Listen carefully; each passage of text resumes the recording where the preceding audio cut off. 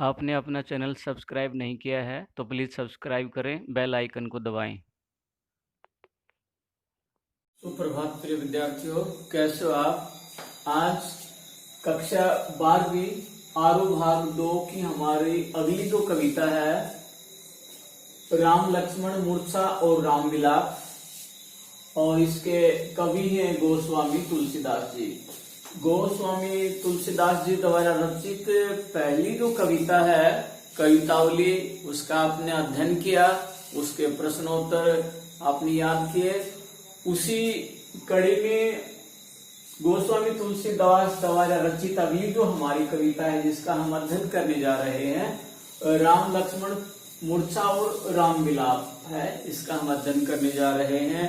और जैसा कि आप सभी जानते हैं कि 1532 में तुलसीदास जी का बांदा उत्तर प्रदेश में जन्म होता है और 1623 ईस्वी में काशी में इस संसार से विदा हो जाते हैं। महान कवि, एक समन्वयवादी, एक लोक नायक कवि के रूप में जाना जाता है।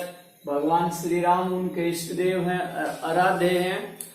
और ये जो कविता है, इस कविता के माध्यम से गोस्वामी तुलसीदास जी ने राम लक्ष्मण का जो प्यार है उसको दर्शाया है, और साथ ही जब मूर्छित हो जाते हैं लक्ष्मण, तो उस समय एक सामान्य मनुष्य के विलाप के रूप में भगवान श्री राम को इस कविता में दर्शाया है। राम लक्ष्मण मूर्छा राम विलाप के जब इंद्रजीत के साथ में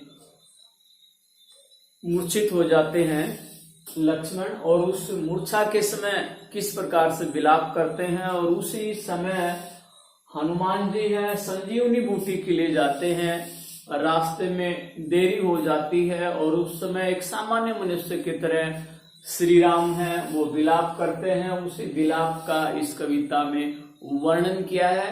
तो पहला जो पद है उसके ऊपर हम ध्यान देंगे। तव प्रताप उरी राखी प्रभु, जयहु नाथ तुरंत, अस कही आयसु पाई पद बंधी चलेऊ हनुमान, भरत बाहुबलशील गुण प्रभु, पद प्रीति अपार, मन महु जात सराही, पुनि पुनि पवन कुमार। प्रस्तुत पंक्तियां हमारी हिंदी की पाठ्य पुस्तक आरो भाग 2 में संकलित कविता राम लक्ष्मण मूर्छा और राम विलाप से ली गई है। प्रस्तुत कविता के रचयिता गोस्वामी तुलसीदास जी हैं। तुलसीदास जी ने प्रस्तुत काव्यांश के माध्यम से वर्णन किया है जब लक्ष्मण के मूर्छित होने पर भगवान श्री राम के आदेश पर हनुमान जी संजीवनी बूटी लाने के लिए जाते हैं, तो रास्ते में किसी अनर्थ की शंका के कारण भरत है हनुमान जी को रास्ते में उनको रोक लेते हैं, और उस देरी का यहाँ वर्णन किया है। और एक प्रकार से हनुमान और भरत का एक विशेष मिलाप है वो इसमें दर्शाया है। और यहाँ भरत का जो शील है, उनका जो चरित्र है, उनका जो पराक्रम है, उनका जो शौर्य है, उसको दर्शाया है। तो पहला जो दोहा है, पहला जो काव्यांश है, उसके सरलार्थ पर हम ध्यान देंगे। तव प्रताप उरी राखे प्रभु, जेहु नाथ तुरंत। तव तुम्हारा प्रताप, शौर्य, वीरता, बहादुरी, राखी रक्र प्रभु, प्रभु किसके लिए? श्री राम के लिए। जेहु नाथ तुरंत, तुरंत चल पड़ते हैं। अस इस प्रकार कही आयसु आज्ञा, पाई पाकर, पद चरणों बंधी, चरणों की वंदना करना, चलो चल पड़ते हैं हनुमान जी। भरत, भरत के बाहुबल, भरत का जो बाहुबल है, पराक्रम है, शौर्य है, शील, स्वभाव, गुण, उनके जो गुण है, प्रभु पद, प्रभु, प्रभु शब्द किसके लिए आया है? भगवान श्री राम के लिए। प्रभु पद, प्रभु के चरणों, प्रीति, प्यार, अपार, बहुत अधिक। तो प्रस्तुत दोहे में तुलसीदास जी ने वर्णन किया है कि हनुमान जी हैं वह भरत से मिलते हैं, क्योंकि जिस प्रकार से हमने चर्चा की संजीवनी बूटी लाने के लिए हनुमान जी जाते हैं तो बड़ा पर्वत उठा लेते हैं, और जब वो रास्ते से गुजर रहे होते हैं तो किसी अनर्थ की शंका के कारण भरत हनुमान को रोक लेते हैं। और उस समय का यहाँ जो संवाद है, उस समय का यहाँ मार्मिक चित्रण तुलसीदास जी ने कहा है, किया है। तब प्रताप उर राखी प्रभु, तब तुम्हारा प्रताप, किसका? भगवान यहाँ हनुमान जी हैं, भरत से बातचीत करते हैं, सारी घटना है का वर्णन करते हैं। और तब प्रताप, हनुमान जी भरत से कहते हैं तुम्हारा जो प्रताप है, तुम्हारा जो सूर्य है, बहादुरी है, तुम्हारी जो वीरता है बहुत अधिक है, तुम वीर हो, बहादुर हो, उर राखी प्रभु जहुनाथ। और मैं तुम्हारी जो वीरता का, शौर्य का जो वर्णन है मैं भगवान श्री राम के आगे करूंगा। इस प्रकार से हनुमान जी हो भरत को कहते हैं कि तुम्हारी जो वीरता है, स्वभाव है, सूरवीरता है, उसका के बारे में मैं भगवान श्री राम से बताऊंगा, तुम्हारी वीरता की मैं चर्चा करूंगा। अस कही आए सो, अस इस प्रकार से प्रभु हनुमान जी हैं, भरत से आज्ञा पाकर पद चरण, उनके चरणों की वंदना करके हनुमान जी हैं वो श्री राम से मिलने के लिए चल पड़ते हैं। भरत बाहुबलशील, और वो चलते चलते भरत का जो बाहुबल है, उनका जो पराक्रम है, शील स्वभाव है, उनके जो गुण है, प्रभु पद प्रीति, और प्रभु श्री राम के प्रति, उनके चरणों के प्रति उनकी जो अपार श्रद्धा है, उन सभी गुणों का, उनके पराक्रम का, शौर्य का मन महु, मन ही मन सहराते सहराते जाते हैं। पुनि पुनि पवन कुमार हनुमान जी बार बार भरत के गुणों का, उनकी वीरता का, उनके स्वभाव का, और भगवान श्री राम के प्रति जो उनकी अपार श्रद्धा है, उनको मन ही मन बार बार उनका प्रशंसा करते हुए वो अपने गंतव्य स्थान के लिए, अपने रास्ते अर्थात श्रीलंका की तरफ चल पड़ते हैं। भावार्थ यह है कि प्रभु श्री राम के प्रति भरत का जो प्यार है, अपनापन है, उससे गदगद हो जाते हैं हनुमान जी, प्रसन्नचित हो जाते हैं, और उनके जो गुण हैं, उन गुणों का मन ही मन वर्णन करते हुए श्री राम से मिलने के लिए हनुमान जी चल पड़ते हैं। तो प्रस्तुत जो दोहा है ये अवधी भाषा में लिखा हुआ है। तो यहाँ भरत की वीरता, उनके स्वभाव का वर्णन किया है। अनुप्रास अलंकार, पुनरुक्ति प्रकाश अलंकार का यहाँ स्वाभाविक प्रयोग किया गया है। दूसरा पद देखेंगे, दूसरा पद चौपाई है। उभा राम लक्ष्मणे निहारे, बोले वचन मनुज अनुसारे, अर्ध रात्रि गई कपि नहीं आए सो, राम उठाए अनुज उर लायु, सकहु न दुखित देखी मोहि काहू, बंधु सदा मृदु स्वभाव, मम हित लागे तजो पितु माता, सहयु विपिन हिम आतम बाता, सो अनुराग कहाँ अब भाई, उठाऊ न सुनी मम वच विकलाऊ, जो जनेहु बन बंधु बिछोहु, पितु वचन बनते हो नाही ओहु। प्रसंग प्रस्तुत काव्यांश हमारी हिंदी की पाठ्य पुस्तक आरोह भाग 2 में संकलित कविता राम लक्ष्मण मूर्छा और राम विलाप से ली गई है। और प्रस्तुत कविता के कवि गोस्वामी तुलसीदास जी हैं। प्रस्तुत काव्यांश में कवि तुलसीदास जी ने उस समय का वर्णन किया है जब लक्ष्मण है वो मूर्छित हो जाते हैं। इंद्रजीत और लक्ष्मण का जब युद्ध होता है तो उस समय मूर्छित हो जाते हैं। मूर्छित अवस्था में देख करके प्रभु श्री राम वो एक सामान्य मनुष्य की तरह विलाप करने लग जाते हैं, क्योंकि संजीवनी बूटी लाने के लिए गए हुए हनुमान जी हैं, उनको रास्ते में देर हो जाती है, आधी रात हो जाती है और आधी रात बीत जाने के बावजूद भी हनुमान जी हैं संजीवनी बूटी नहीं लेकर आ पाते हैं। तो ऐसे में इस देरी के कारण भगवान श्री राम हैं वो एक सामान्य मनुष्य की तरह, साधारण मनुष्य की तरह विलाप करने लग जाते हैं, रोने लग जाते हैं। उस समय का बड़ा ही करुणामय और मार्मिक चित्रण इस चौपाई में तुलसीदास जी ने किया है। कैसे वर्णन किया है देखिए। उहा राम लक्ष्मण निहारी। ऊहा, जब लक्ष्मण है वो मूर्छित हो जाते हैं और हनुमान जी हैं वो समय पर संजीवनी बूटी नहीं लेकर के आते हैं, तो ऐसे दृश्य में ऊहा राम लक्ष्मण ने निहारी। उसमें श्री राम लक्ष्मण को मूर्छित अवस्था में देख करके निहार करके बोले वचन मनुज अनुसार, एक सामान्य मनुष्य की तरह बोलने लग जाते हैं, विलाप करने लग जाते हैं और कहते हैं, लक्ष्मण को मूर्छित अवस्था में देख करके एक सामान्य मनुष्य की तरह विलाप करते हुए श्री राम कहते हैं, अर्धरात्रि गई कपि नहीं आयसु, अर्धरात्रि आधी रात बीत गई है, कपि बंदर अर्थात हनुमान जी आयसु अब तक नहीं आए हैं।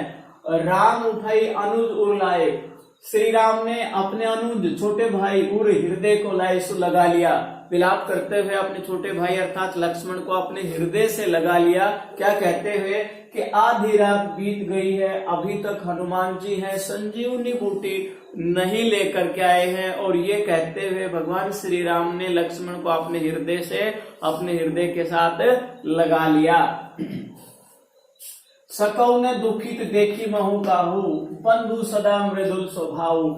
विलाप करते हुए श्री राम कहते हैं, सकौ ने दुखी देखत, कभी भी लक्ष्मण मुझे दुखी नहीं देख सकते थे। बंधु सदा मृदुल स्वभाव, हे बंधु हे भ्राता तुम सदा कोमल स्वभाव वाले थे और मुझे कभी भी दुखी नहीं देख सकते थे। भावार्थ यह है कि लक्ष्मण को मूर्छित अवस्था में देख करके भगवान श्री राम एक सामान्य मनुष्य की तरह विलाप करते हुए उस कष्ट के समय को सहन नहीं कर पाते हैं और सामान्य मनुष्य की तरह विलाप करने लग जाते हैं। मम हित लागी तदौ पितु माता, यहाँ विलाप करते हुए भगवान श्री राम लक्ष्मण को संबोधित करते हुए कहते हैं, मम हित मेरे हित लागी मेरे कारण तदौ पिता माता, तुमने मेरे कारण अपने माता पिता को भी त्याग दिया, अर्थात अपने अयोध्या के ऐश्वर्यपूर्ण जीवन को छोड़ करके हे लक्ष्मण तुम मेरे साथ वन में चलने के लिए तैयार हो गए। सहो विपिन हिम आत्म तापा, और सहन किया विपिन जंगल में हिम ठंड को, आत्म गर्मी को, वाता वायु तूफान, अर्थात तुमने मेरे कारण अपने माता पिता को त्याग दिया और वन में जंगल में मेरे साथ रह करके हर प्रकार के कष्ट है, ठंड है, धूप है, गर्मी है और हर प्रकार के तूफानों को सहन करना तुमने स्वीकार किया। सो अनुराग कहाँ अब भाई, वो जो तुम्हारा अपनापन है, वो तुम्हारा प्रेम है, अनुराग है, अब कहाँ चला गया है। इसलिए हे भाई तुम उठो और अपनी मूर्छा को त्याग दो। उठो ने सुनी मम वच विकलाओ, तुम मेरे इन वचनों को सुन करके व्यथित क्यों नहीं हो रहे, तुम उठ क्यों नहीं रहे। भावार्थ यह है कि यहाँ लक्ष्मण को मूर्छित अवस्था में देख करके श्री राम है वो व्यथित हो जाते हैं, बेचैन हो जाते हैं और विलाप करने लग जाते हैं। जो जन हेउ तो वन बंधु बिछो हो, पितु वचन भनते हो नहीं ओहु, जो जानते हो वन बंधु बिछो, यदि मुझे इस जानते हो मैं जानता होता वन बंधु बिछो त्यागना, यदि मुझे इस बात का आभास होता या मुझे पता होता कि वन में जंगल में भाई से बिछो होना पड़ता, भाई से बिछुड़ना पड़ता, पितु वचन बनते हो नहीं ओहु, मैं माता पिता का जो वचन है बनते हो उसको स्वीकार नहीं करता। भावार्थ यह है कि यहाँ श्री राम है अपने भाई के प्रति बहुत ज्यादा स्नेह रखते हैं, प्रेम रखते हैं और उनके प्रेम को यहाँ दर्शाया है, मार्मिक चित्रण किया है कि मुझे इस बात का पता होता कि वन में मैं अपने भाई से बिछुड़ जाता, अलग हो जाता, तो मैं अपने माता पिता के वचन को भी स्वीकार नहीं करता। तो प्रस्तुत चौपाई में अवधि भाषा का सुंदर प्रभावशाली चित्रण किया गया है। अनुप्रास अलंकार, रूपक अलंकार का यहाँ सुंदर प्रयोग किया गया है, चित्रण किया गया है।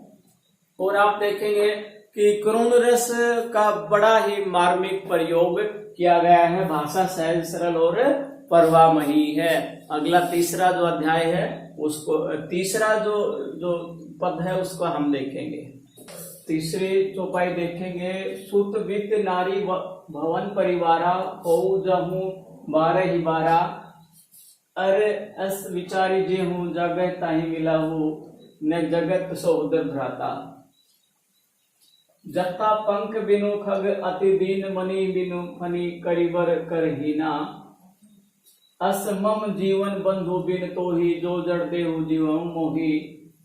जेहूं अवध कवन मुँह लाऊं नारी हेतु प्रिय भाई गवाई।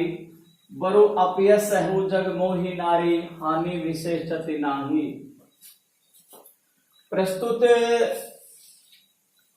जो चौपाई है उसमें श्री राम को संबोधित करते हुए लक्ष्मण जी कहते हैं, सुत वित्त नारी भवन परिवारा। हे लक्ष्मण, इस संसार में पैसा, सुत पुत्र, वित्त पैसा, नारी, भवन, परिवार होता हूं जहूं बारी बारी, इसको संसार में बार बार प्राप्त किया जा सकता है।